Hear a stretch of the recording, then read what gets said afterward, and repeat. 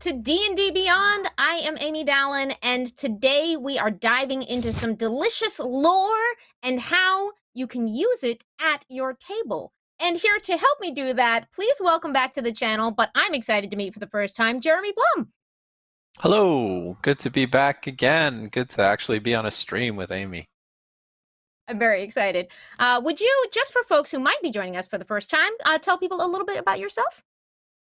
Yeah, so I'm a blogger, freelance writer, tabletop role player, and I've been writing articles on D&D Beyond for a couple months now. If you've joined into some of our previous streams, you might have heard me talk about Candlekeep mysteries with Joe in the past, or about some of those Feywild races back when they were still in Unearthed Arcana, and now we all kind of know what they were building up to.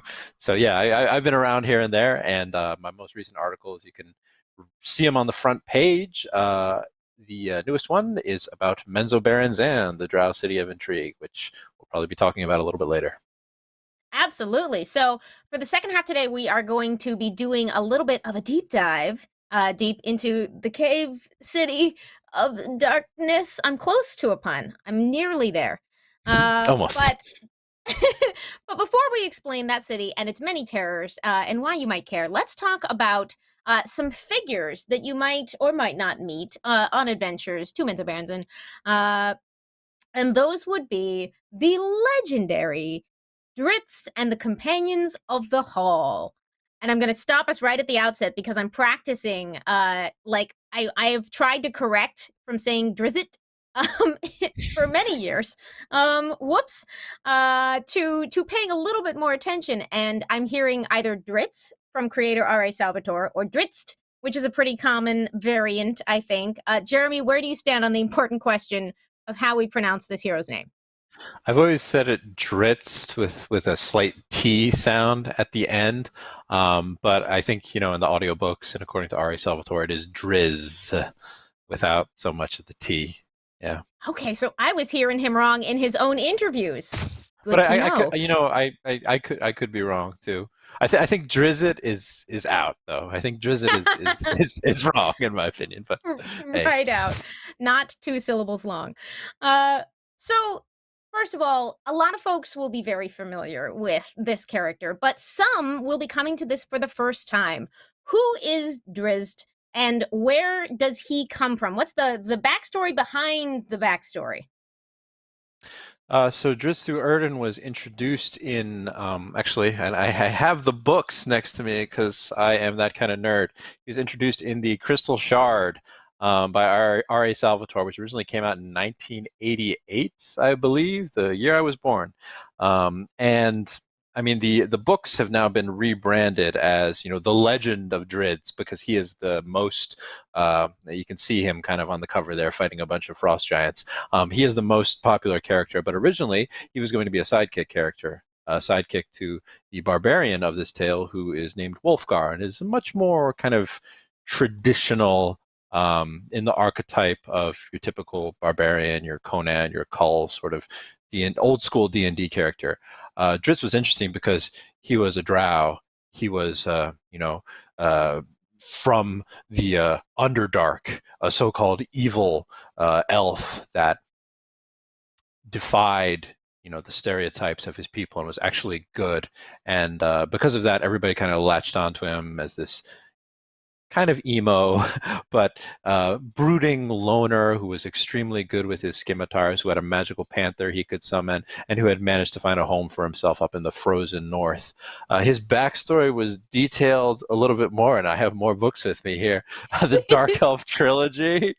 We have Homeland. We Which I have think Salvatore says is one Exile. of his favorites. Yeah, Homeland, we have Exile, and then we have Sojourn, where he travels to the surface world. These came out in 1990 and were basically like, let's hear the backstory of this cool drow elf who has kind of become the main character in what was originally not supposed to be his trilogy. And so yeah, that's he's been in books ever since. I think the most recent Drizzt book, like the 34th or something like that, came out a couple months ago. He's been in second edition, third edition, fourth edition, fifth edition. Fifth edition D&D. I don't think he's been in any official adventure yet, but he's always kind of existed around the sidelines of major adventures, like Out of the Abyss, which is the big Underdark adventure in fifth edition. Drizzt, I think the novels that were coming out around that time, is like in the background doing stuff as your characters are delving into the Underdark. So yeah.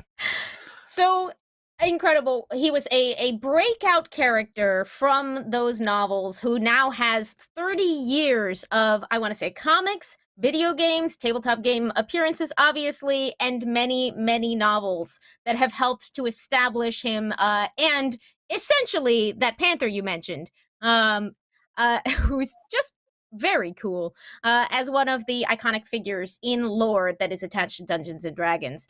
And He I also think, has, I'm just gonna mention this because it's yeah, vitally important. He's also the star of many audiobooks, including a short story collection that one of which is read by Ice-T. I am not making this up. You need to look at it. Ice-T read a Drizzt story and later confessed in an interview that he had no idea what he was reading whatsoever. So check it out. Just Google all right. Ice-T Dungeons and Dragons. I very much need to know about that. And I believe I just skimming to that part of my notes because I didn't want to get the date wrong. We have a new book on the way. Starlight Enclave is coming out August 3rd. So the newest R.A. Salvatore adventure is about to hit, which will be opening up new worlds within that world, and specifically new factions of the Drow coming to light, which should be very, very interesting. But so we have the essential legend of Drizzt is someone raised in a cult who's sort of confronted with a moral choice, goes against what he was raised to believe, becomes an outcast, and finds new friends in the circumstances he is then thrust into, who become important parts of his life. And he's, I think, beautifully archetypical in that way. That, like, there's a reason that a hero who makes a big choice and suffers for it is never going to go out of style. That's something we're all going to respond to, right? But who are the companions? So the companions are basically Dritz's squad, his motley group of friends, the people that kind of made him into the warrior that he is now in current lore. You have Bruner Battlehammer, who is this surly dwarf, the ancestral leader of a clan of dwarves that were kicked out of their home of Mithril Hall, got taken over by a dragon. And so Bruno is up in Icewind Dale when Drizzt gets there, and initially hates Drizzt because, animosity between dwarves, elves, then you have a dwarf, and then you have a drow elf, so he instantly doesn't trust Drizzt. But you have his adopted daughter, Canterbury, who is a human that Bruno rescued, and later, raised as his own daughter, and Canterbury befriends Drizzt. And I think in the third book right here, you can have the third book of the Dark Elf trilogy. You have the details of exactly, how that went down, how Drizzt befriended Canterbury, and how begrudgingly Bruno then started to trust Drizzt. And I think the last couple pages here are like Bruno is like having a fit while admitting that like Drizzt is not nearly as bad as he initially assumed him to be. It's a cute little interaction. And then in the Crystal Shard, which was initially the first novel that introduced all of these characters, you have Wolfgar, the barbarian, another kid adopted by Bruno. But Bruno's kind of like Batman. He just ends up with a whole lot of Robins, but he keeps adopting these kids. Basically, Wolfgar is a member of a barbarian tribe in Icewind Dale that is trained to wage war against the people of 10 towns and the dwarves. And he fights against Bruno, and then he loses it. Then Bruno basically takes him into indentured servitude and adopts him and gets Drizzt to teach him the ways of how to be, a good man, essentially, and a good fighter. And that's actually where Drizzt kind of first emerges into the narrative as this kind of cool, collected teacher of Wolfgar, the kind of teacher that's like, everyone's like, oh, he's a lot more interesting than this dude who I've been, who the first couple chapters have been written from the perspective of. So that's how Drizzt kind of became popular. There's also a halfling named Regis, and he is kind of the sly rogue of the group that often hangs out with the Companions of the Hall and goes on adventures with them. And they are called the Companions of the Hall because, I'm looking at all the books I have next to me. Ah, yes, Streams of Silver. This was the second book in the Icewind Dale trilogy, they go to Bruner, who is in the middle right there. They go to his ancestral home of Mithril Hall and take it back from a dragon. And you can see Drizzt standing off to the side, looking cool. Regis in the corner, slinking around, and Bruner. And the Icewind Dale trilogy ends with Drizzt fighting a demon that would probably be extremely overpowered against most characters, and that was kind of like the running joke for these books. All the characters are super OP, and that's what makes it a challenge to translate their stats into the actual game. Because I think in the very first book, the Dark Elf trilogy, when Drizzt is still like what might be like a level 1 fighter, he takes on like 3 hook horrors by himself, and it's like. What kind of stats does he have? So, yeah. So that's actually something I'd love to talk about today, which is if we love this lore, or if you're coming to this lore, or if you want to incorporate it into your home games. Let's say you're going to Icewind Dale on an adventure, and you might want to run into some of these folks. What advice do you have for folks who might want to bring this into your game?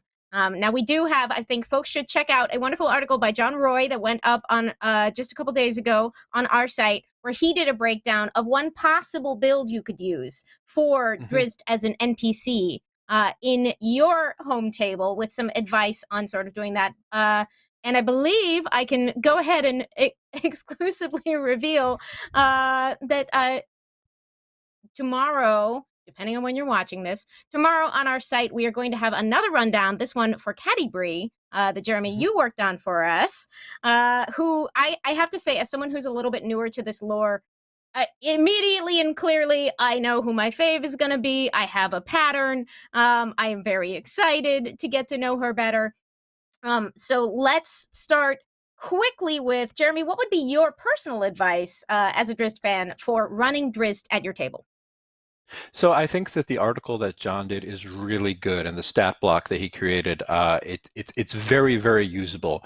What I like is that he did not make super overpowered, Drizzt as he probably exists now in the current R.A. Salvatore novels. You can make a million different homebrew stat blocks for Drizzt, and over the years, Wizards of the Coast has produced a couple. And the temptation is there to make him basically like this epic level character who has a bajillion legendary actions, a bajillion magic items, and tons of stuff at his disposal. Because that's kind of how he is in the novels. The thing is, the novels are the novels, and it's difficult to translate this sort of epic tier character into the game. What John did in his article is that he made a pretty usable stat block, challenge 9 for Drizzt. He has a lot of abilities. He's definitely a very powerful NPC if you decide to use him that way, but he's also, it's not the type of stat block that you need to spend like an hour and a half studying before you can run this as a dungeon master. Like, he's got his typicals, his scimitars, his longbow, his loyal panther, which is, Drizzt's panther, Gwenhjar.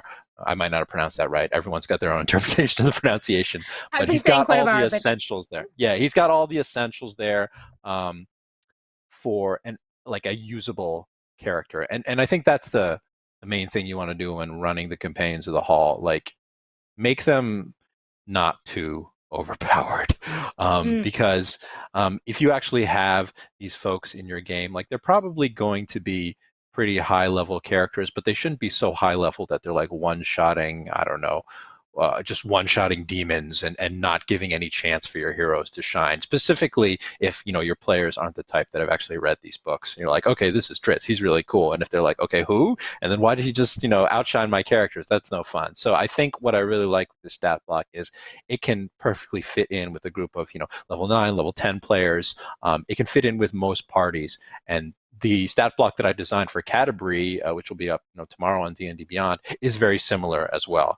I actually designed it based on a specific point in the novels, which is around book 10 of the Legend of Drizzt series, Passage to Dawn, where Caddybree is she's with Drizzt and they're sailing the coast on a ship called the Sea Sprite. And 6 years go by. That Salvatore glosses over. A lot can happen in those 6 years. And so I designed her stat block to be kind of around that area where she probably is like a level 10 fighter. And she's got her bow, and she's got a magical sword. And those were kind of her most iconic weapons for a while. So I would definitely, if you're going to choose these characters for usage in your game, pick out a few of their iconic abilities and skills. For Drizzt, it would be his scimitars and his panther. For Bruno, it would probably be like his axe and his shield with the foaming mug of Clan Battlehammer. With Wolfgar, it would be his hammer. And design a stat block that has maybe a few different, make them +3 level weapons, give them, 1, maybe 2, 3 legendary actions at most, and resist the urge to make them just, 600 HP characters that are just going to rush through the fray and, kill Demogorgon in like one strike. Yeah, Let them show themselves off against let a them sense show of themselves. challenge and give your party something to do. Yeah. Do you have any role play advice for folks taking on the Companions of the Hall? Definitely. So Drizzt, he's a dark elf. He has officially lived through multiple editions of the D&D game because he's hundreds of years old, and he's got that wisdom of of an elf. He knows about drow society. He knows about surface society, and he knows about things like prejudice, about being assumed to represent something when really you're not. That's not who you are, and so he can definitely be a voice of reason and a mentor to a wide variety of characters, particular characters who might be neutral, they might be lawful evil or whatever, they might be Duragar, other drow, goblins, hobgoblins, people who are stereotyped, and races that are traditionally thought of as evil by members of the surface world. Like Drizzt is your character who can be a mentor and who can speak about his own lived experiences and instruct any potential player characters about how to navigate this confusing world of life. That's a big part of the appeal of the novels, actually, in that prior to the main chapters, you have these journal entries by Drizzt where he's talking about philosophical topics from his own perspective. He talks about like life and love and slowly falling in love with Canterbury, who is a human, and he originally met her as a really young girl, and then he just saw her grow up, and then at one point when she's in her 20s, he starts falling in love with her, and it's an interesting phenomenon because he's like, she's going to die when I am still essentially a young drow. So that's Drizzt for you. For Canterbury, she is very much kind of the person who can see the good in everyone, depending on which version of her you decide to play in your game, because she got resurrected. She died and she got resurrected at one point. But the most iconic version of her is one that can see the good in everyone. She accepts Drizzt for who he is as a young girl, and she travels with him. She was quick to speak up for him on behalf of her adopted father, Bruner. And she is, she's that cool kind of iconic archer character that D&D has, but she's also one that can look past initial prejudices and vouch for people. And then we have Wolfgar. Wolfgar is basically the muscle head of the group. He is They're especially fun to play. Yeah, a little impulsive, a little off the wall. His initial appearance in the Crystal Shard, he's got a little bit of a chip on his shoulder, and he is kind of the character who grapples with the prejudice that he might feel against drow elves and even towards just like regular people in Icewind Dale, because he comes from a tribe that was designed to be nomadic wanderers raiding any of the people living in 10 towns. So he is kind of a big lughead in some ways, but over the course of the novels, he grows. And I think one of my favorite books in the Drizzt series is, I believe it's Spine of the World, I think, where it's completely told from Wolfgar's perspective. And he actually learns how to be humble. He learns empathy. He basically, learns how to basically be a better human being. Yeah. And then finally, we have, I think, Bruner. And Bruner is your cantankerous dwarf. He's your cantankerous, kind of angry dwarf who very much is protective of his people, very much protective of his family, and very much the type of guy who's going to rush into battle, jump on top of a dragon, ride it all the way down to the midst of a dungeon, and be screaming as he smashes his shield with the foaming mug on it, the symbol of Clan Battlehammer. I love the idea of the Batman-esque character who's collecting all of these kids also being the, like, let's go! Action junkie. I I also love what you've said about sort of the way that you can, if you want to, weave some of these characters into themes that you and your table might have decided you are excited about exploring. I think we've talked before on this channel about sort of like some tables want to sort of avoid issues of in-world hostility between groups, and some tables are sort of excited to lean into that and the storytelling possibilities and sort of playing against that or playing about learning through situations like that. And I love the way you've outlined some useful ways you could use these characters to tell those stories. Yeah, and I think that's kind of why the characters have remained among the most popular Forgotten Realms characters for so long, because each of them exemplifies very understandable human themes, and all of them, when put together, they make this iconic group, the Companions of the Hall. And we can always get behind iconic groups in fiction that are relatable. I think that's just perfect. Any final thoughts on bringing the Companions of the Hall to your table, or tips for DMs for what to lean into or avoid when working with these guys? I think one of the easiest ways to bring them in is to set them in uh, some of their old stomping grounds. Like you have the adventure Icewind Dale, Rime of the Frost Maiden. It takes place in Icewind Dale. Drizzt is not really a figure in the adventure, but his influence is felt in that region. And so you could definitely insert him in there by hacking it a little bit. Another great adventure is Out of the Abyss, which takes place in the Underdark and in Dritzt's ancestral city for part of it. It's another great way to insert him in. All along the Sword Coast, Drizzt and his friends have traveled at some point, so they could conceivably pop up here and there to maybe assist a group of high-level characters, to serve as mentors, or to simply be, really cool NPC quest givers. Who wouldn't want to necessarily be somebody in the service of the most famous Drow Ranger of the North, who is Drizzt Do-Urden. Those sound like very intriguing possibilities. And of course, we'll get into this a little bit when we talk about Menzo, but which I'm just abbreviating for my own convenience. But you can also pick and choose with 30 years of history and multiple versions and multiple editions. You can pick and choose where in the timeline and which pieces of that you want to use in your game. So, for instance, one reason we're talking about Drizzt is that Wizards has declared the Summer of Drizzt, and of course, the video game Dark Alliance has just come out, which prominently features the Companions of the Hall. Well, stars them, and I believe that one is set right after Crystal Shard. So they've opted to go like nearly to the beginning of the story for theirs. But you could pick modern day. Modern to the novels, you could pick the beginning. Do you have quick advice on setting a timeline, or just mix and match as you choose? Yeah, so the timeline shenanigans get pretty complicated. The reason I set my Canterbury stat block during the time where she's traveling on the sea with Drizzt is because there's 6 years there that R.A. Salvatore never really talked about, and so you can do whatever you want with that. Now, if you're the sort of person that sets your Forgotten Realms games in the current era, the Dale Reckoning era, I think it's like around 1490 is when 1490 DR is when the current D&D Forgotten Realms books are set around.